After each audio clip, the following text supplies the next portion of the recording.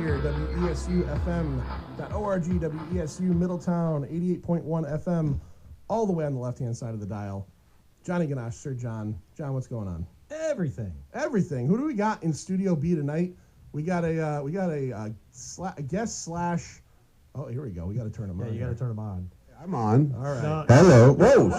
Jeez. Jesus. God. You're talking about no one's hearing you. That's okay. That's how it is at my house. I know. Sure. So all those weeks that you were out. That's right. And yes. I needed a special guest co-host. Yeah. It's the guy that I would call. I was your Chewbacca, baby. That's right. Yeah, you were. That's right. So if Mitch is a Chewbacca, what does that make Jerry? He's nine numb. There you go. Jerry Ordway, ladies and gentlemen, a living legend of comic books. We got to As opposed to a dead legend. Yeah, I'm barely living. Exactly. I was going to bring Stan, but I'm hanging on. I went over that recently on what? On the I saw that. What constitutes a legend? A legend. I go, if they're breathing, they're a legend. Yeah. No, you said if they were dead. Oh, did I? Yeah. Oh, I'm sorry. Well, not in It so could many still words. happen tonight. I don't know. It's still only 6:30. We got an hour. Jerry's not looking too good.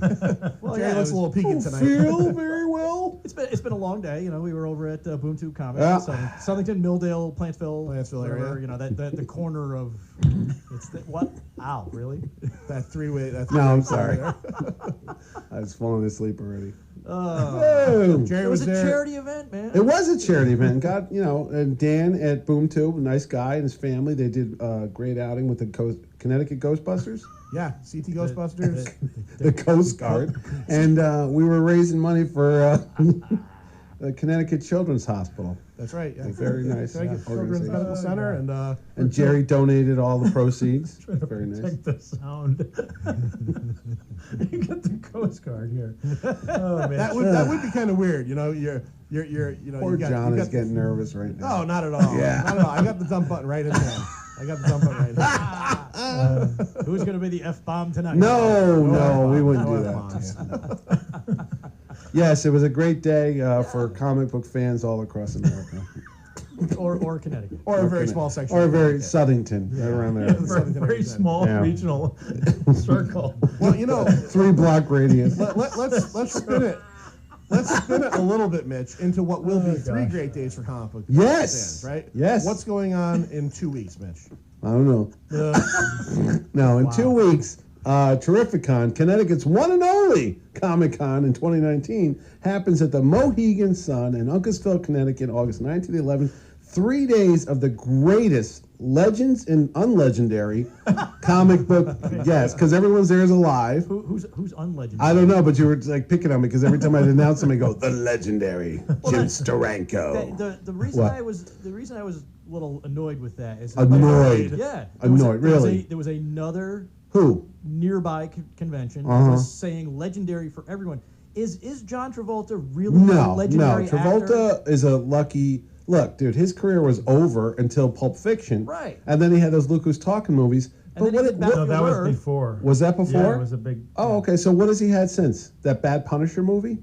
Was he in that? Yeah, he was. The one with Thomas Jane, yeah. Don't that pick was on the guy. That was a bad one? I'm picking. You see Gotti? Did you see that movie? No. No one did. So there you go. Jerry, give us your favorite Travolta movie ever, all time. Oh wow, that's a tough one. I tough think one. it's Is it actually really? There's Urban only 3. Cowboy. Urban Cowboy. Urban Cowboy. Okay, yes. you got Saturday Night Fever, Grease, and Urban Cowboy. Urban Cowboy, like I kind of brought the country music stuff back into the pop mainstream, really. Because that's what you were Jerry, all about. can you do a Travolta impersonation? He can. No, but you know what? No. Scott Glenn was in that. Hey, Scott Glenn was Scott in that. Glenn was in that, and he wore like a mesh T-shirt, which immediately signaled that he was the bad guy because it looked sleazy. I have that on right now. And Mitch is wearing. I'm wearing that right now. I'm surprised he You put the can see- thought it was a Terrificon logo sweater. on it. No, it was my hair coming through the mesh. Yeah. Scott Glenn in a mesh T-shirt. Scott Glenn was great in a movie called Gargoyles with Bernie Casey, which was in the 70s. I remember that. I didn't remember Scott Glenn Never being saw in that. that. Scott Glenn was the bad guy in it, yeah. I like he a Scott gargoyle? Glenn. Well, again, I guess he goes. He was in the along. right stuff. as Name well. another Bernie Casey. He was the. Never Say Never Again. He played He Felix was- Leiter. Felix Leiter. He was Stick in the Daredevil TV Yes, show. he was. the Netflix That's show. right. Scott That's right. Glenn, not Bernie Not Casey. Bernie Casey. No, right. no. No, Bernie Casey has passed away at this point. He has. Yeah. Bernie Casey was the Nice guy. was Football the, player too. What was he? He was the. He was the in the dean Burt Reynolds in movies. Revenge of the Nerds. No, too. no. Oh, Sharky's Machine. He was head He of was in the Lambda, Burt Reynolds Lambda, movies in the Lambda. 80s. He yeah. was. It was part of Bert's What? friend group. Bert had that little circle of friends that would have the same people like Don Bernie DeLuise, Casey. What are you talking Bernie Casey. We were talking about Bernie Casey movie.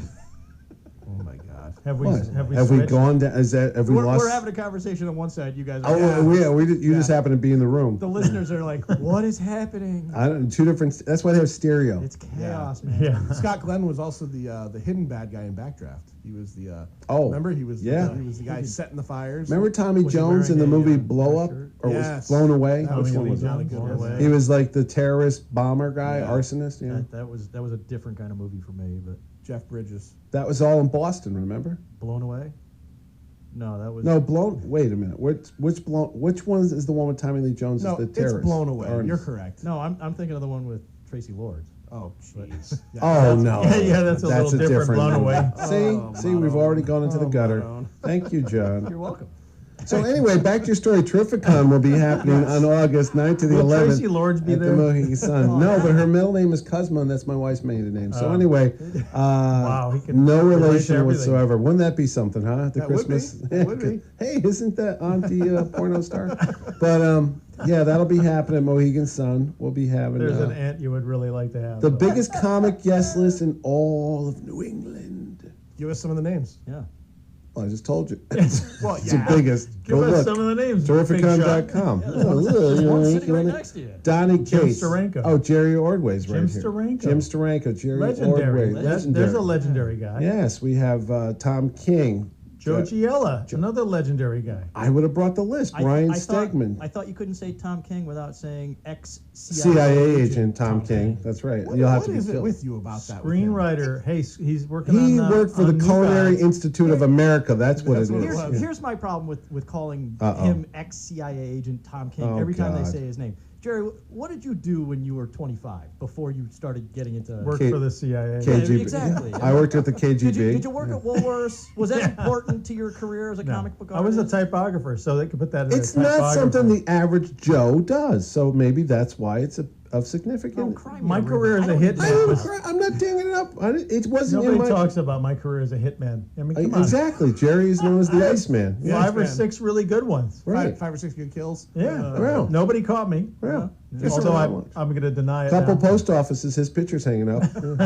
Just remind me if we end up being able to talk to Tom King at Terrificon to have. Would you John like Robbie. to? Yeah, if John, just as long as John's not Just in the room. don't put me anywhere near him. that's But not in the anyway, room. besides Tom King, we have a smorgasbord. You said Smorgasbord. another current hot name, Donnie Cates. Donnie Cates, Yeah. yes. Ryan Stegman, Donnie Cates.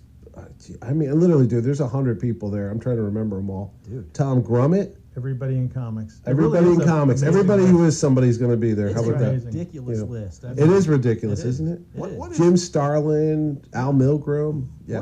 what is the Alvin. legwork like involved? The in that? legwork? Yeah, just like getting. I have stumps right just now. getting out and calling these people and you know, I mean, It's a lot. It's exactly what that is. It's you know why you have a lot of people. You send out a lot of invitations, and it's like you don't know who's going to show up. And then sometimes they answer you right away. Sometimes they don't, and then they get back to you 8 months later and go, "Oh yeah, I want to go." And you're like, "Oh, I forgot. I invited you 8 months ago." And you can't say no. Take You a table from Ordway. He take a won't miss table it. from Ordway. Yeah, exactly. But yeah, Brett Breeding, and then we were on the way here. I was telling them Mike Rell, Howard Chaykin, Joe Staten, and Tim Truman. He's got like a first comic. All First Comics, if you remember the 80s. yeah. And I was thinking, I should do a panel because all those guys were there. You didn't do one?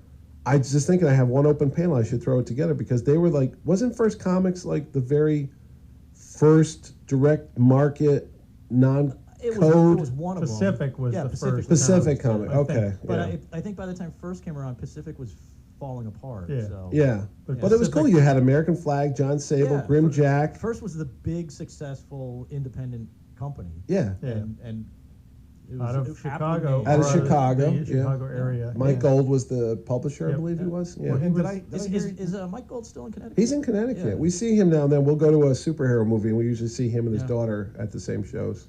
Yeah.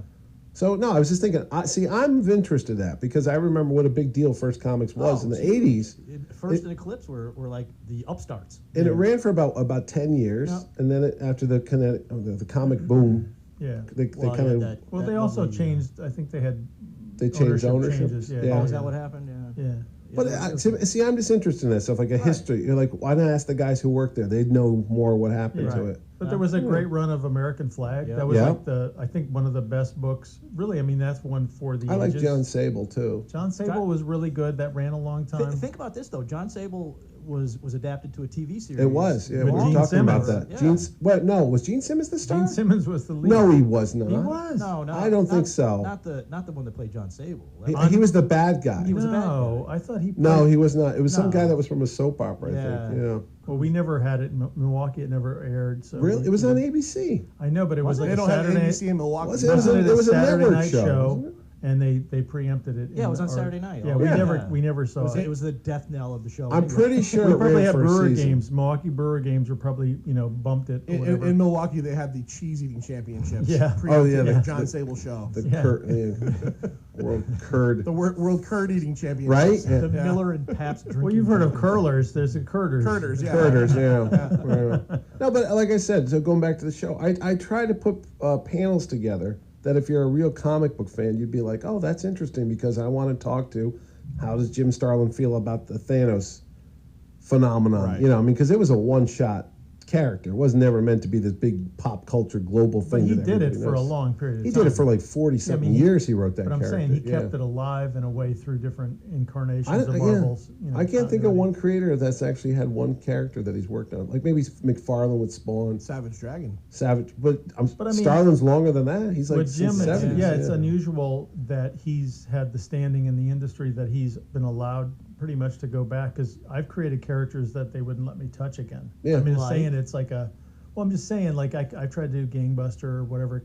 Certain characters, they don't let you, do them again. Oh, you're not good enough for Gangbuster? It's not a. I don't Do understand they what even it have that is. character in current continuity? No, but I'm just saying, like with him, he clearly has a standing. I mean, a deserved standing. Sure. But he's worked on that character from that started in the 70s. Yeah. And he's Iron done Man 55. Right. He's done versions of that character in different storylines. He did Captain Marvel, then He did it Avengers. in he did- Avengers, and Silver Surfer. that's very Yeah. unusual. It's unusual that the company kind of deferred to let him do his own thing for that long. Did they and then, defer, or did he browbeat them into? No, I think No, he moved over to I DC think- for a while too. I think Jim is like Walt Simonson in that there's a lot of respect for them. Yeah. That they let them, Well, yeah. You think about that. Now, here's the guy that killed Captain Marvel. He did, yeah. Marvel. and Robin technically Well, too. yeah, but Marvel. Right. When he died, it was such a big thing. No one wanted to touch that character after that. Right, Right. they let him die, They let let him- him yeah. be dead for a long period of time, right? I think they revived His son came back. Well, there were right in kids. the late Mark, 90s, yeah. early 2000s. Genus Vell. Yeah. Yeah, you That was know good. you know more about that. That Peter David. That was a really. Yeah, he was Peter crazy. David, He was yeah. insane. Yeah. And, he Yeah. shared a And body. there was a daughter He too, shared a so- body with Rick. I did a Jones. cover for that. Did you really? Yes, an alternate cover with the Hulk guest starring. Oh, that was No, great. but the thing is, Jim's doing a book right now with Alan Davis, a graphic novel that's coming to an end.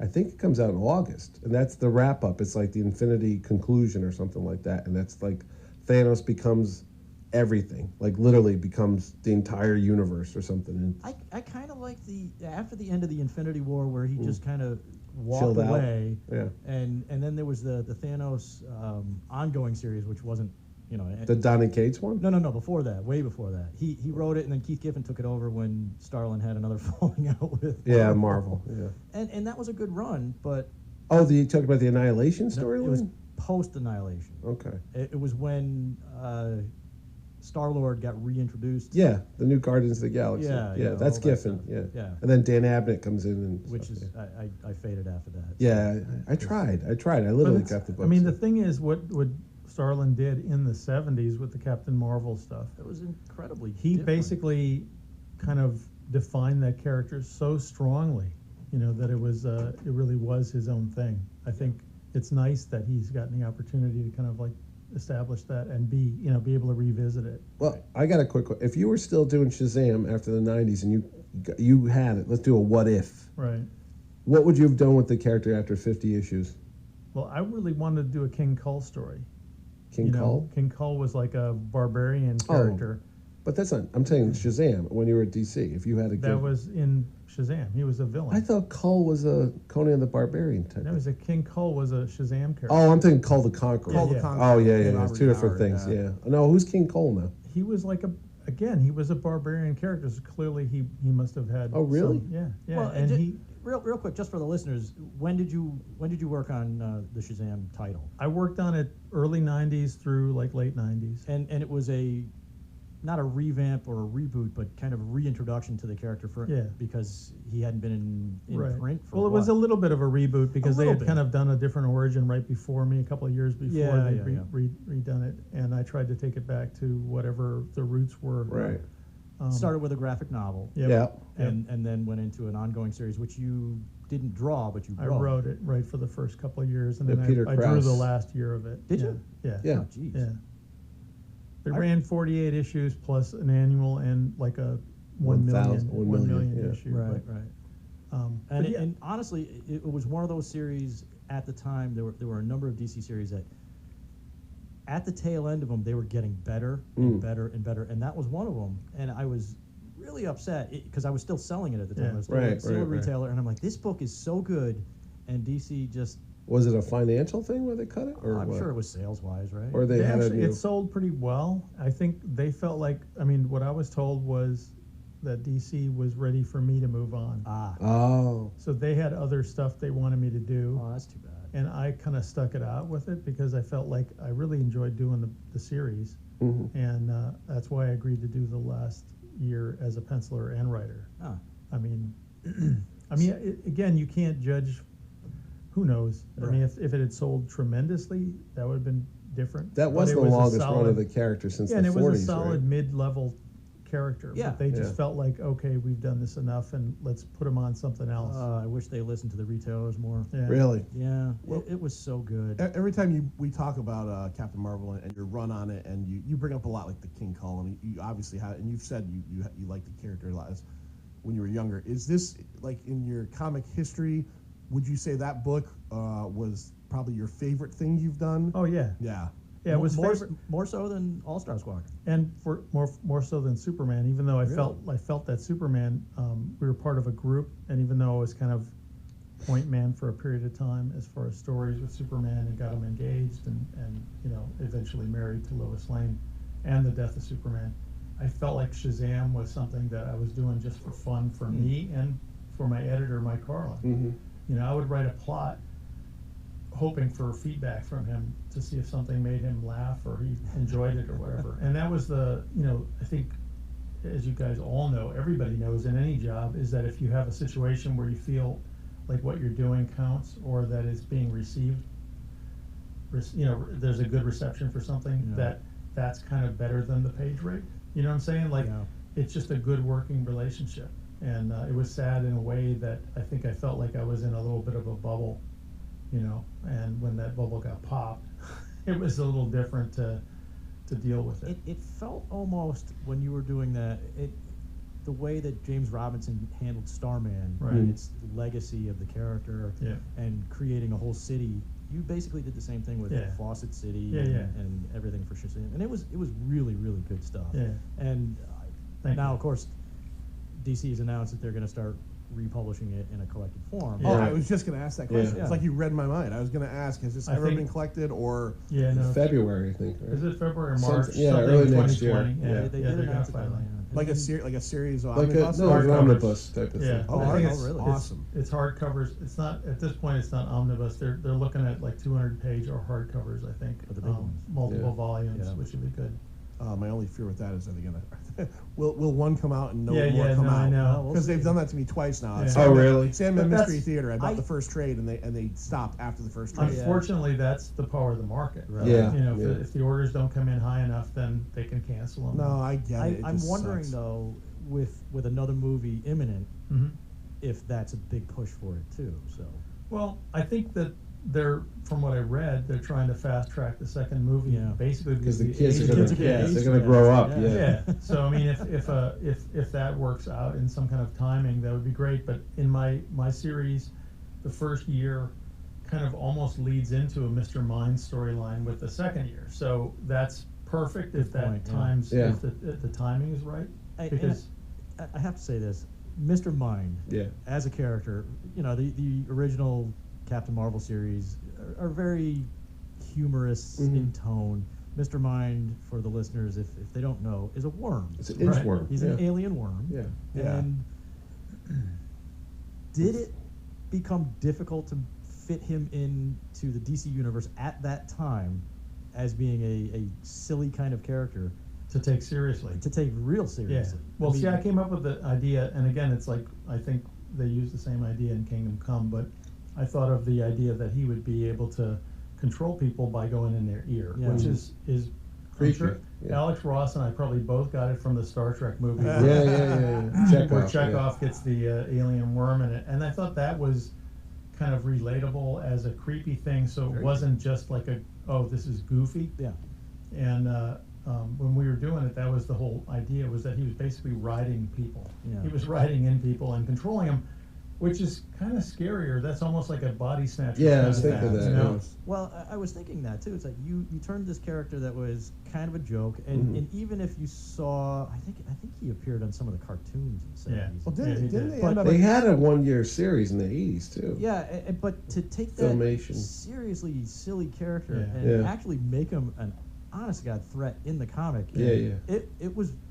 it's kind of a genius thing to do. And Well, they did when I that in was- 52, right? Didn't he end up? Wasn't Right, they Mr. took- Mind right, who was Grant- controlling Skeets the whole time in 52? Well, Grant Morrison Yeah. envisioned him in the same way I did, which was more of a caterpillar. Yeah. So he Right, became yeah. in New 52. He became a butterfly, Oh, okay. and that was like a stage of evolution for him, which was kind of fun. Well, I thought it was really smart in the JSA title in the early 2000s how he was controlling some of the characters too, and you never knew it Yeah, because well, he's that's so the- small. That's what's kind of cool, and that's a good way. Like in the 40s when they did him originally, Yeah, they had the element of surprise, yeah, and they built this story of the Monster Society of Evil as, oh, there's this criminal mastermind, and you really never see him, but you hear his voice. So Right. he'd give instructions over the radio or whatever, and then when they finally revealed him, it's like, wait, so what? It's the least likely thing. It's a Yeah. little caterpillar worm guy. Right.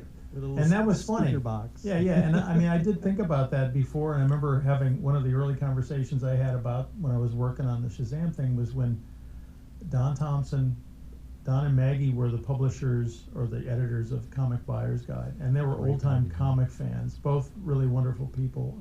Don has since passed away, but they were people that I went to for, I guess, a seal of approval even, and I actually showed them my Shazam graphic novel pages because I wasn't sure how the Shazam Captain Marvel fandom would accept them. It's a good point. I mean, he was almost reviled in a way that you had, if you were a fan of Captain Marvel, you couldn't work on him without the fans going, I don't want that. Right. I just want CC back. Yeah, and that's yeah. it. And it was frozen. That character was frozen from the 50s on, mainly because DC had put them out of publishing business in a way. Right.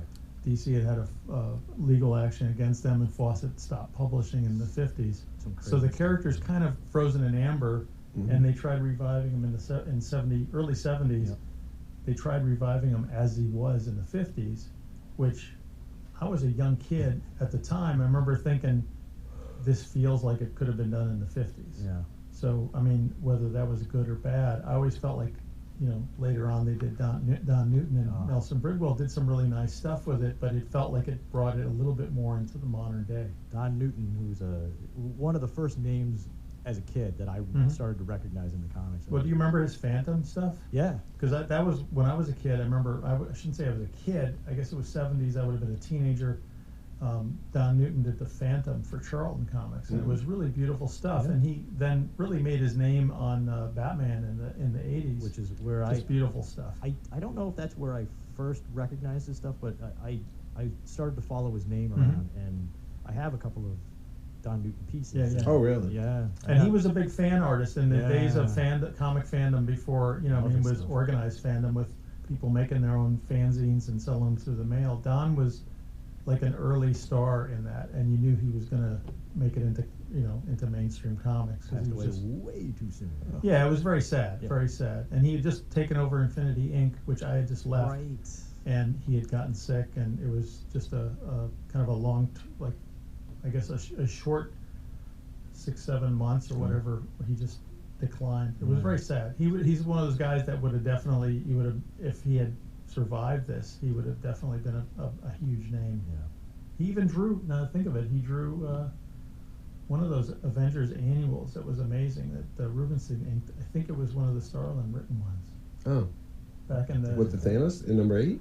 It was in the 80s. Oh, He had okay. gone No, and that, done a couple things that was for in the DC. 70s. The one I'm thinking of with the Yeah. purple cover. Anyway. We're nerding out here. Yeah, I know. we I are, can see it in my mind. When I'm he like, said no. Avengers Annual, and I'm thinking of the one with Mystique on the cover, and it's early '80s, and it's got all the. I remember it being a space story, so I was thinking of Starlin because of that. But Well, then I started thinking, oh, maybe that's Marvel 2-in-1. no, it annual. wasn't. It was Avengers and Rubinstein. I With remember Thanos in it? Rubinstein inking it. I don't remember if Thanos was in Oh, it. I just okay. remember Joe had inked it. Joe inked a lot of Yeah. stuff. Still. Yeah.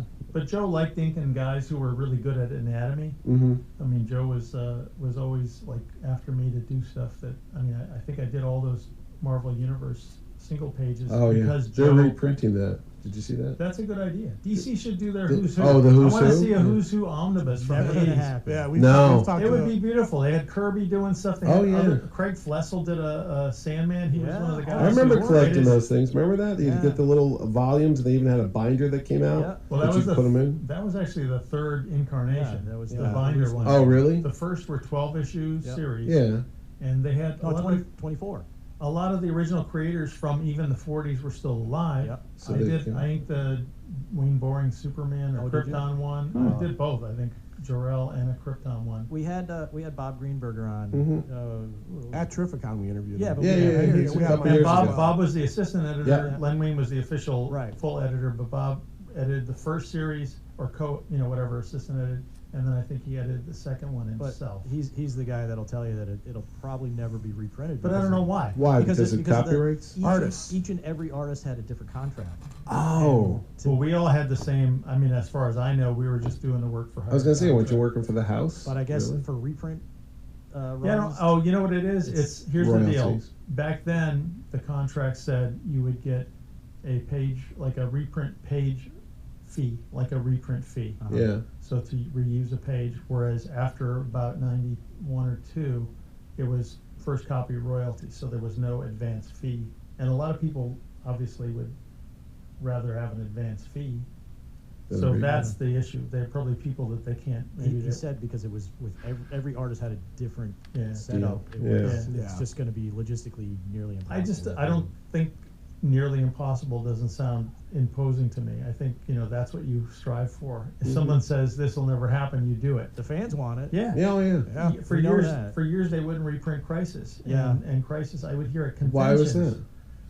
They would have to recolor it. And Oh. everything had to be redone for a reprint, and they said it And was now too it's expensive. one of their evergreen books. Right, It and never they- goes out of and print. From the entire time I was on Superman, for Yeah. example, from the 80s into the 90s, I would be at panels, and I would say, "Anybody want to see Crisis?" Hands would go up, and then, at one point, Mike Carlin was in the audience. It was when we were doing the 0 Hour, actually, panel. Mike Carlin said, "Well, who'd be willing to pay for a hardcover, expensive hardcover?" And Everybody. all those hands Oh, stayed yeah, up. yeah, yeah. And I said, "See, there's an Oh, yeah. interest in this." I think I own 2 copies of it probably. They now. first did it in the late 90s, and then Yeah. now there's I was been- going to say, I just got one a year or two yeah, ago. there's I been have like every at least 4 different versions after the 90s one. Well, you're doing that box set with all the Crisis. Yeah, we did. That's I a inked a big- cover. That's crazy. Hold It's that actually- thought. I All want to right. talk about that. Yeah. We're We gonna gotta listen to take the PSA. We're gonna Like a take the half Chuck hour. Chuck Woolery 2 and 2 and come I thought right you were gonna back. say with- Chuck Norris. I was Chuck about Woolery? to. I was about to. Well, if Chuck Norris walked in on the set of the show and said "Get lost," he That would be something. All right. Piney Comics WESU. We'll be back in a few minutes with Mitch Hallock and Jerry Ordway. WESUFM.org, WESU Middletown. It's Piney Comics, Sir John, Johnny Ganache. That was fast. And That was fast, yeah. it was Don't- fast. Well, don't we what? want to talk. We want to talk. We got That's so true. much You talk want about. to talk. Yeah. Well, you heard the He Harry wants to Anderson talk. one, so- Yeah, you got to hear your Harry that makes Anderson. me tear up every time I hear it. Great Poor old show. Harry. Night Court, great Harry, show. Harry the Hat. Was it? Was it really? Because I really- remember I liked being it. on. Good. I liked remember it. being on. My dad would watch it, but like you see One Night Court, you've seen them all. Nah. Yes. Other than Marky Post, there was no reason to I watch that. did like She, Marky that Post. was, she wasn't in the originals, though. She No. No, they had Elaine- Karen Austin. There you go. And With- before Karen Austin, No, there was Wait. Elaine something, wasn't there it? was Elaine Boozler? Dark-haired girl. There was a blonde woman for a while. That was Seinfeld. There was three. There was No, three I remember before. a There was dark-haired 3 girl. blonde district attorneys. There was 3 before Marky Post. One of them. This is here's some trivia. But Marky Post broke the mold, buddy. Yeah, she did. Damn And she right. stayed. She stayed the Several longest. One of them was a blonde woman with that what kind you of were doing? shortish hair. That's Karen Austin. No, that's not Karen Austin. Shut up. She was second or third. The woman with the blonde hair is the woman who sings "Paradise" by the Dashboard Light with Right, Meatloaf. right. Yes. Really? Yes. That's what was her name again? I cannot remember. I cannot Obviously remember. not as Hey, good as Lou, Marky look that Post. up. That up, She Lou. had a- Marky Post No, from the no. Fall Guy. Oh yeah. But Oh, this- yeah. that's what I was thinking That of. I bathing thought she suit. had Oh, darker yeah. hair though, but I remember her. She was the first season. Yes. Kiss and tell. And she had a solo. Didn't she have a solo career too? I think she Han did. Solo? Yeah. No Han Solo. Oh, those red cups. She didn't do the Word analogy. She did 1 year of Night Court. That's something it. about That's the- all you could take. something about the heart, the total Harry eclipse Anderson. of the heart. Oh, that's Bonnie Tyler. Oh, I love Bonnie Tyler. She had a great No, but you're right. She sultry was somebody voice. who was in Meatloaf's band. That's right. She's the female singer. I on remember Paradise. this. Yep. This But has anyways. nothing to do with comic books whatsoever. Well, but that's fine. We're getting there fast. Ellen Foley. Ellen Ellen Foley. Foley. That's right. And she was great. She's now serving No. eggs at the local diner. These are the days I know. I Hello. know. All right, so real Excuse quick, me, I had a man. question. Why do you Uh-oh, have to wait, bring them wait. down, Before we Mitch? get back into the hardcover stuff, I did have a question I wanted to ask Jerry about the Captain Marvel Shazam stuff. So in the character's history, and like you said, it was in amber for a long time. It wasn't yeah. used. So really, in all honesty, you are known as one of the the property wasn't used. You are known as one of the creators. Like you're kind of top up there because Right. you worked on it for a long time. Shazam guy. So when the movie came out, was there anything particularly from your run that you caught in the movies? Was there anything they used that was maybe like something that you had introduced? Or Yeah. Well, the main thing I think was that Billy's parents were never defined, and in the movie they did refer to the Batsons. They said C.C. Batson. That was definitely from the graphic novel. Okay, I always felt like, I was confused as to why I got a credit in there, except that I think the movie had the vibe of the graphic novel, especially. But didn't you tell me the first draft of the movie had more of your story from Power Shazam, Well, the and then they movie changed was, it? yeah, the movie was in production, not in production, but it was in development a really Development, long yeah. time. And I think John August was the original screenplay writer that I heard about. And at that time, it was based on the graphic novel. At that And time, that's when The Rock, when The Rock entered into the discussion as Adam, being yeah. Black Adam, it was still a Black Adam Captain Marvel story, origin story. And when I talked to Zach Levi at whatever Baltimore Con, Yeah, we were Baltimore. he told me that he had auditioned back then, years ago, when it was gonna, be The Rock and Captain Marvel, basically like a Black Adam Captain Marvel thing. And he had said that he actually passed on it because he felt like he would have been blown off the screen, because even then, like in the early 2000s or the mid 2000s, that Dwayne Rock's a Johnson big deal, would have yeah. blown him off the Yeah. screen as a presence, Yeah. so he thought it was just overbalanced towards Black Adam. He wouldn't have had a shot at establishing his character. So that's when he came back to it, and they said, "Hey, we're just doing it as a standalone," and he was like, "Oh, okay, I'll do that." Well, your costuming of Mary Marvel is in that movie. Oh yeah, definitely. It's funny to see, and that actress looked exactly She looked like. great. Yeah, Yeah. it was kind of eerie. Yeah. But your costume had the captain's the pea coat, right? Yeah, I With went the back buttons to across. I went back to the 1940s. Yeah, 'cause it was with a the captain, like a military. Yeah, it had more of a Yeah. military thing with the button flap. Yeah. Yep. And which is in the serial, and we joked about this serial too, because like the Republic Pictures did the Oh, the old one with Tim. multi-part serial Taylor. with Tom Taylor. No, it was Tyler. Tom Tyler from New Haven, Connecticut. Is he really? Yes, he is. And Or there's was. there's a Or great was. scene in that one. He which throws the guy off the. He's on the rooftop of a building. And Yeah. he just guy's running away from him. Yeah, He bad chases guy. him, grabs him, and throws Throws him off there. the top of the building. Yeah. Throws him three. Yeah, So he I- doesn't go save him either. Hey He's kids, dead. Yeah, here's hey. your. We're not Captain messing Marvel. around with this one there. But that was really the inspiration for the graphic novel, because the graphic novel had, a lot of Egyptian stuff, and Yeah. we were Jonathan Peterson and I. Jonathan Peterson was the editor, and he and I had worked on the Batman movie comic from '89, and he said, 30th anniversary. Yeah. Yes. We said let's approach this like this was the adaptation of a Captain Marvel movie. Right. So we approached it exactly that way, and that's why it had the cinematic opening, and the pacing of it was more movie-like. Even though after I'd drawn half of it, I remember talking to John Byrne. John had said, you should put the Billy Batson stuff up front, and I said, it's a graphic novel. It's like a one-shot. You know what I mean? It's not going to be done as a monthly comic. It doesn't matter if Billy Batson shows up on page 40. Yeah. You know what I'm saying? If you were doing it as a monthly comic, you would, as a reader, you'd go, hey, where's Captain Marvel? So you would do that, but we didn't have to. So it was set up really like if you're watching a movie. Like, and again, the basis for me always felt like Superman the movie, in that there's that extensive the opening sequence in Krypton, and you really don't see Superman or Clark until Like 40 an minutes hour. in. Yeah. That's a long time. It's a long time. But you can do that in a movie, whereas you can't do that on a monthly comic. Right. And you brought up the Batman, 89 30th. Batman Yep. adaptation that you drew, and they're doing are they doing a hardcover? Did I hear that? Was that Yeah. They're gonna do like a one-shot hardcover of Like that? an artist Well, edition. yeah. There's actually, I think they're doing two things. They're talking about. I think they're going to still do an artist edition based on just the shot directly from the art pages, Right. in black and white. But I believe they're soliciting on Amazon, because Amazon gets the early solicitations. But they're doing a hardcover in November that supposedly. All the Batman. I think it includes the first Batman '89 and also Batman Returns. Right. Because the page count makes sense as that. It's like 133 Yeah, pages or yeah. something. So, but it's 30, and crazy that it's 30 years. Mm-hmm. But I think it's kind of cool. Again, twisting this back to Terrificon. Yes. You've got Robert Wool. Who played Alexander Knox, the investigative He reporter. was kind of like What's he pulling Vicky down? After Vale's. taxes. Yeah, he was Vicky Vale's sidekick, kind of. And then you have Billy D. Williams, who was the original Harvey Dent.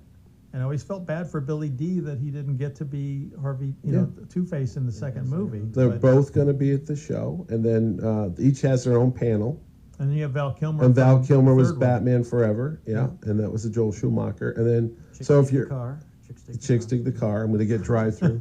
So if you're into Batman, and who's not? And you got the cars. We have the cars. We have the '89 Batman screen-used car, Batmobile. That'll be there. That was one that they had 7 in that movie. We have one of the 7.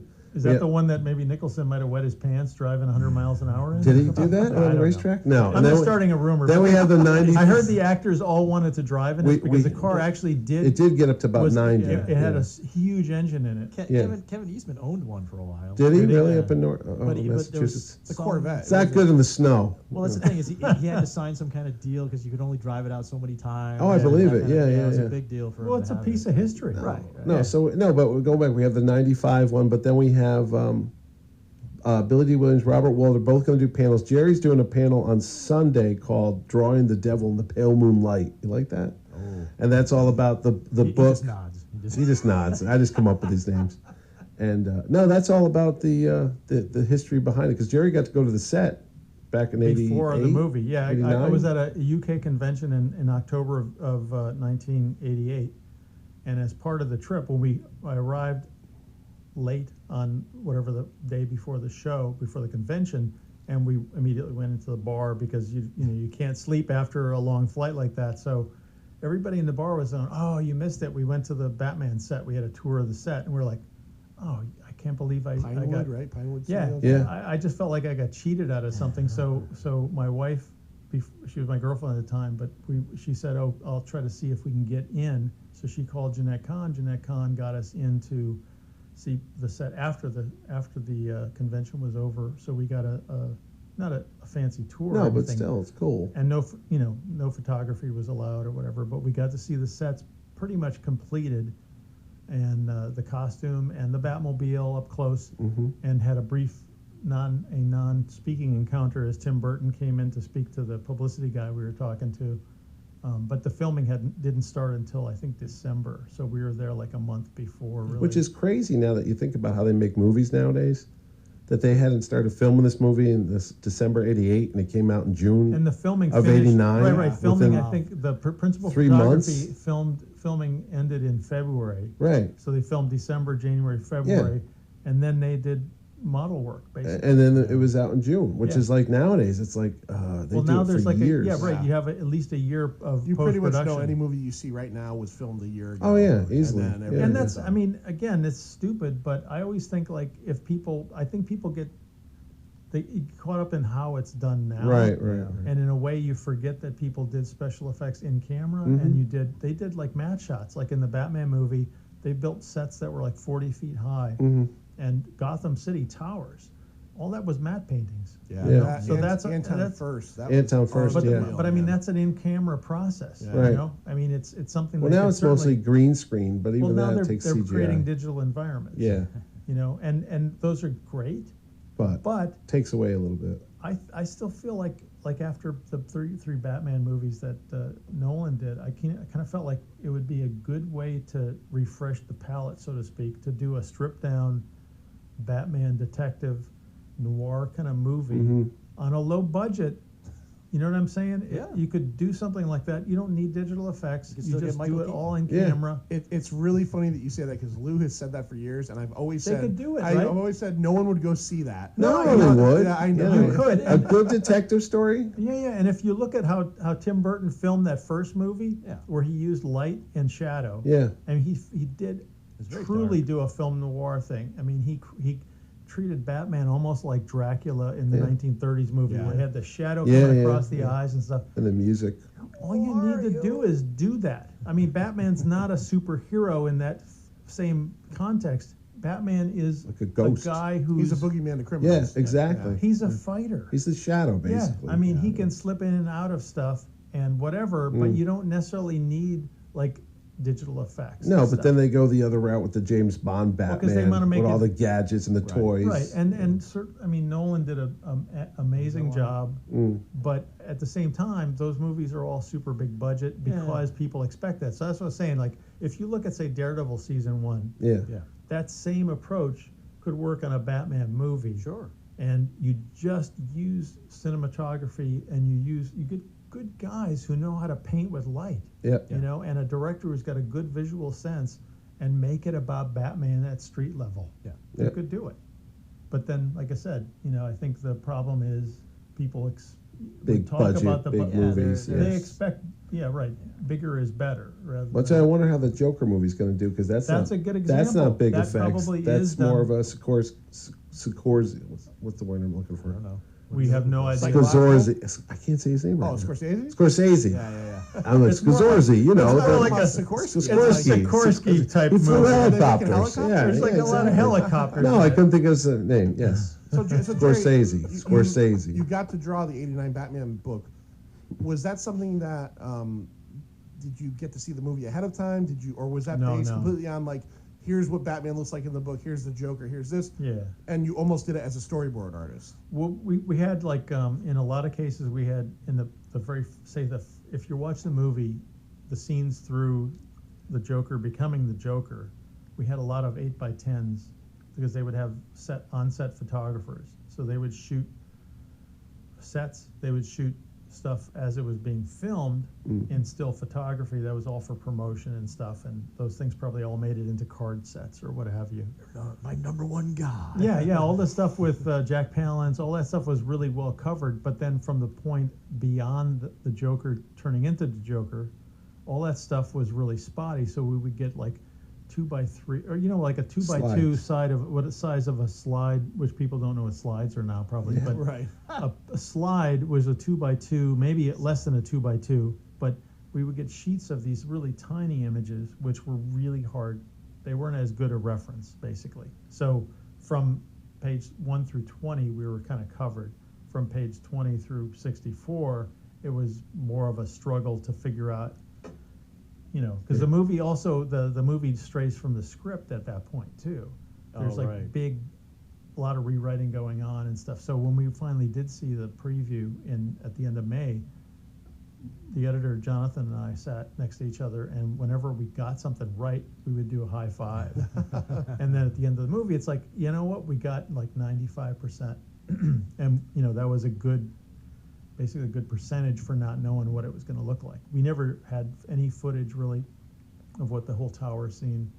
You know, we would have little pieces, but we never knew what the cathedral actually looked like above ground level, because it was model work that was done up until the last minute. I'm going to reread my copy tonight. I haven't read it in a long time, Yeah. and that's surprising to me. That I know back then, but those were big when I was a kid reading comics. Those movie adaptations, and I remember reading them and always the things being a little bit different. And you just assume in today's day and age that they let the artist maybe see the thing beforehand. No, never. I doubt that anybody ever. And you know what the thing is? It's like if you look at any of the adaptations that were done, and at any point since, say, like in the '60s, I think they actually might have had some, help promotionally, some pictures or whatever. But for the most part, you have a decision to make as an editor. Do you want this to come out on time and like kind of worry-free? Well, then you divorce yourself from making it look like the movie.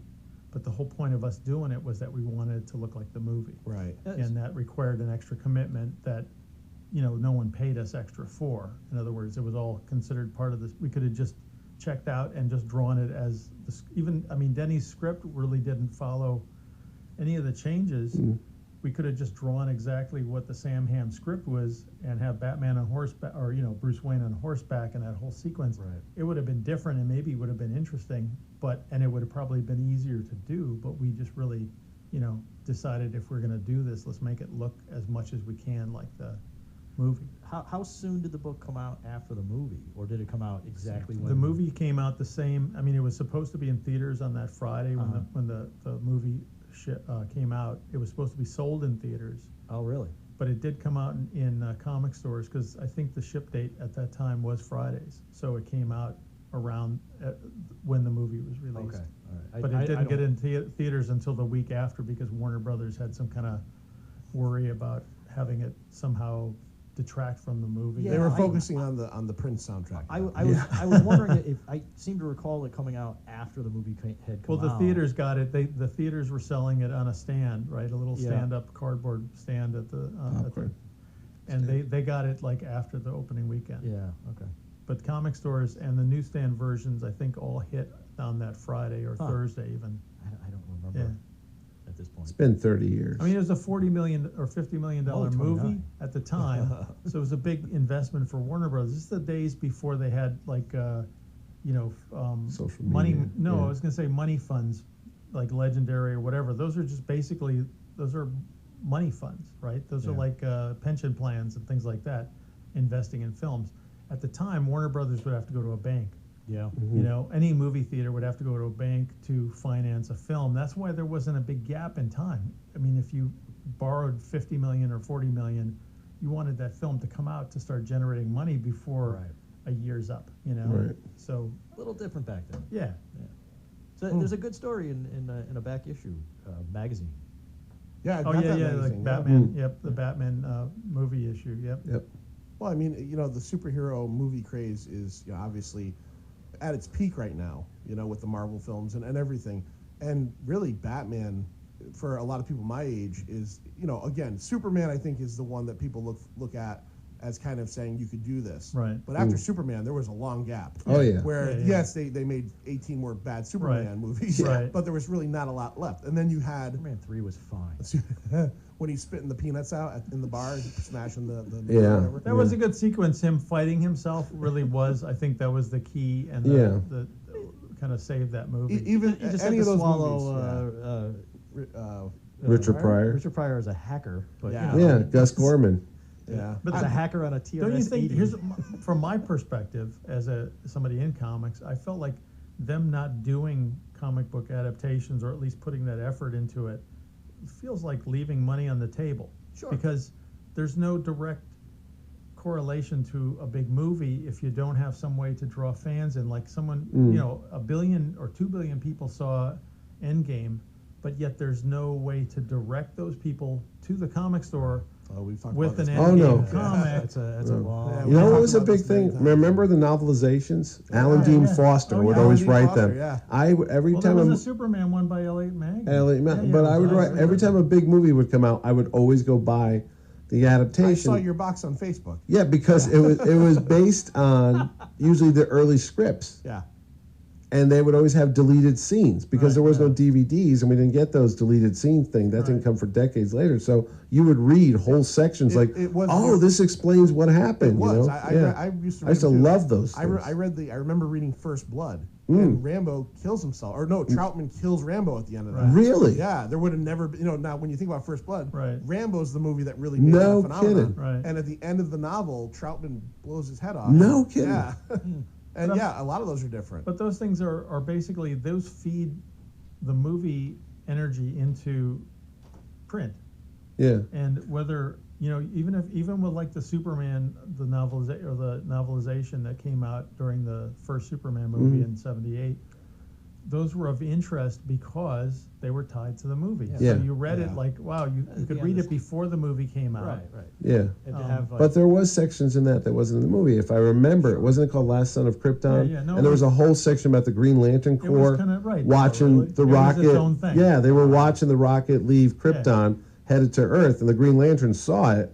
And they were all like, "Should we get involved or should we intervene?" And all this. And there was But that's like kinda this whole cool. thing. It was. It's like that made like a whole expanded universe. Like Right. imagine if they showed the Marlon Brando movie. He sends the little kid out into space, and there's a little Green Lantern guy just watching it fly But by. you're- That's all you needed. Just You're one, adding One an extra- guy, one and guy. you would have added a whole other world. Well, you're to adding it. an Yeah. extra element to something. It's almost like added value for the movie. Yeah. Right. To think Bob about Hope that. is playing a Green Lantern. Exactly. Back in the day, it would have been like Telly Savalas as Sinestro. You know, not to be confused with those bad Hey, that NBC Brooke movies. Shields. Look at that Brooke Shields. Remember Charlie Callis as Sinestro on Battle of the Networks? Oh yeah. Oh, No. God. You Ed have to- McMahon, Battle of the I DC remember. superheroes. Oh, Yeah. I remember the Battle of the It's Network on- Stars. it's on- Charlie- it's on Netflix. I'll have to check it out. Was it Yeah. Charlie Callis? Or if you have the DC Universe app, it's on there. Yeah, it's on there, too. They I have have all it. those. Was I Yeah. John that, Biner yeah. or was it Charlie? John Callis? Maybe it was John John Biner. Yeah. Biner. Oh, But there's Charlie Callis was in there somewhere. Yeah, I don't know blast who he from the played. past. John. That's I used funny. to also love. You talk about the novelizations, Yeah. or the adaptations. I used to always love too, and I used to buy them whenever I was a kid. The movie magazine. Yeah. Oh, I it was always like got you said, those. I still there got was- those. There was Oh, I no had deleted those. scenes, Yeah. There would always be something. I remember Goonies. Like a that- still the or a whole- photo. A still of them. Yeah. There was Right. an octopus scene in Goonies that was not in the Never movie. done in the movie. Well, Jerry's got a good story with Robert Wall that there's a deleted scene with Robert Wall when Batman and Kim Basinger are hanging off that rope at the end of the movie Right. after the Joker dies.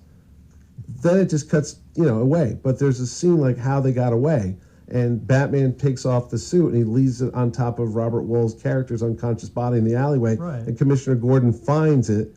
And they're like, oh, he's really Batman? So there's like this weird little thing. Well, Never in the movie. It was meant to allow Bruce Wayne to escape. Yeah. Because But I mean, they were you surrounded. drew that, though, right? The though. building Yeah. was surrounded by police. so how did is he get he away? gonna get away when he's hanging in full view? I'm Batman. Yeah. So I mean, so did Bruce Wayne hang this guy out to there's dry? Did he actually- get thrown Yeah, in jail? basically hang out. He didn't Well, get there's- that grant. There's know. actually there is a Oh, scene. oh, I don't Robert think Wall. that I haven't seen it Hey. in film, but there's Hey. a still of that shot Is with this him Mitch? covered by of Robert Wall covered with the cowl. We should call Robert. I have his phone number. He's always on. He calls me Did every you say week. this 5 minutes before the No, show? now I just realized I could. He's on a radio station tomorrow. I got him sick there, but he's like, I'll get this call. Like, hey Mitch, hey, it's Robert. How's it going? Yeah, how are ticket sales? Yeah. That's My awesome. mouth is dry right now, but There's I could do something a I Robert Wall. want to add just as Yeah. if it's the last minute or whatever. But the weird thing about not having like comic movie adaptations and not being able to feed readers from big budget movies back into comics, which to me is a problem. Yeah. It really should be someone again seeing 2 million people or $2 billion go into an Avengers movie.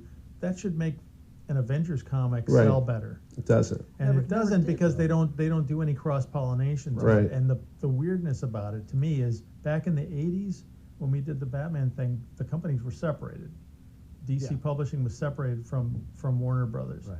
Now they're integrated, so there's less reason for them to not do it. Right. You know what I mean? Because the same company. But didn't Disney they is try Marvel. that though? Didn't they try like the Arrow TV show? They made an Arrow comic book and a They Smallville did. comic They book. did. But I would bet you that regardless of what you look at the sales or whether it lasted, I bet you it did bring people into Oh, the I'm DC sure it did, universe. Just yeah. like a Smallville Yeah. comic would bring people I remember into the show True Blood, and my next door neighbor loved the HBO show. And I said, there's a comic book. She's like, what are you talking about? And I would pick it up. And this is a woman who never read a comic in her life, but she would read the comic because she was so into the HBO show. So That was there's the whole point definitely a of licensed. crossover. That was the whole point of licensed comics. Star Trek did everything. Star Trek. Oh my God, how many Star Stranger Trek books are there? Things. Transformers, Stranger Things. G.I. Joe. Yeah. I mean, these were things. Star that were Wars meant- comics, basically, they're all tie-ins Yep. to the movies. They, Sure. they've been going on for 40 years now. Because there's a Jaxon in the Star Wars universe. That's absolutely right. I mean, they did Ask Chaikin about that. comic adaptations of Hercules in the 60s, Yeah. and there's even Spartacus comic that's beautifully drawn. I mean, yeah. Planet of the Apes. that was Yeah, all that meant was- to kind of bring that movie audience into comics. So I feel like comics are still that little isolated thing. Now you see whole stories like they're talking about the Entertainment Weekly or whoever, Yeah. and they're not mentioning comics at all. Well, Entertainment Weekly that's- dropped that whole column. Yeah. But it's dropped ridiculous. Yeah, I know. It's Yeah. ridiculous to me because that feels Oh, like sorry, Entertainment Monthly. right. That's Oh, is that what it is Yeah. now? Because I don't get my Entertainment Weeklies now. Jerry's no, like, it's- here, that's it. It's no longer weekly.